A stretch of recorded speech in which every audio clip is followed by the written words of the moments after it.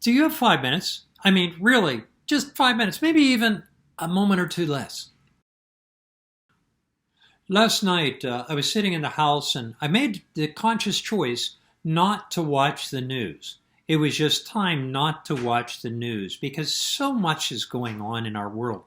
So instead of watching the news, Amy and I sat down and I was eating some dessert and I decided to look at what I could find on Prime Video.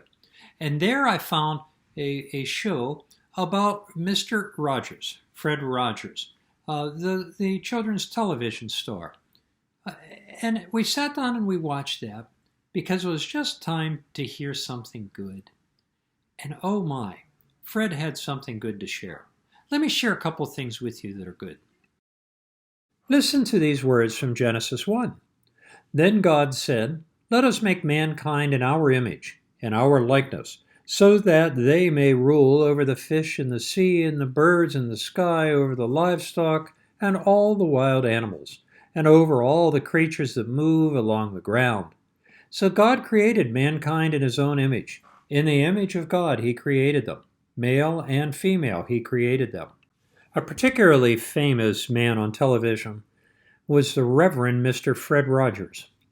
I say the Reverend Mr. Fred Rogers. He's not normally spoken of with that title. But Mr. Rogers was an ordained Presbyterian minister, having graduated from Pittsburgh Theological Seminary. Mr. Rogers was known for many things, but always in caring about children. But something was particularly notable, well, many things were notable about Fred, but one thing in particular was he always looked at the person, not at the color of their skin, not in what they were wearing, not in their technical ability, but at the person.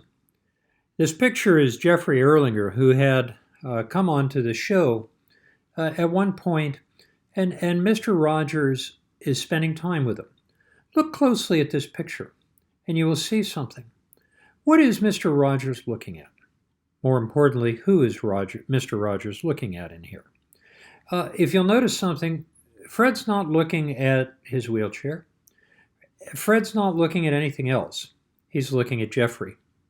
By the way, if you were to look at other shows, if you saw a child prodigy playing a piano, Fred would not be watching them play the piano. Fred would be watching them.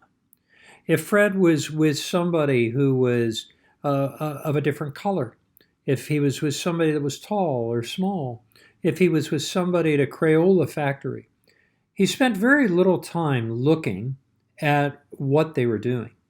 Rather, he looked at the person. Because what he was doing was seeing the value, the intrinsic value of that particular person. And while he never said it on television, he most certainly followed the scripture passage of Genesis 1, recognizing that we have all been made in the image of God. We are all human beings, and we have that in common. Sometimes the things that we teach the children are very much something that adults need to hear. What Fred Rogers had learned was to look at somebody as a human being made in the image of God. He cared about that individual. He actually wrote a song. It's "You I Like" was the name of the song. And it's the person, to learn to value and like the other person. Right now in the world in which we live, there is so much anger and divisiveness between Republicans and Democrats. There is so much anger and divisiveness over the racial issues, over demands for what I want and what I need. Yet, if the world could only listen to what Fred Rogers was trying to teach those children 20, 30, 40 years ago, they could learn a lot, and the world could be a better place. To simply see every human being we encounter today and tomorrow and for the coming weeks and months, if we just see them as a child that was made in the image of God. It doesn't mean we'll always agree with them, but we can learn to look at the person and to value them for who they are. May you and I this week have a great week.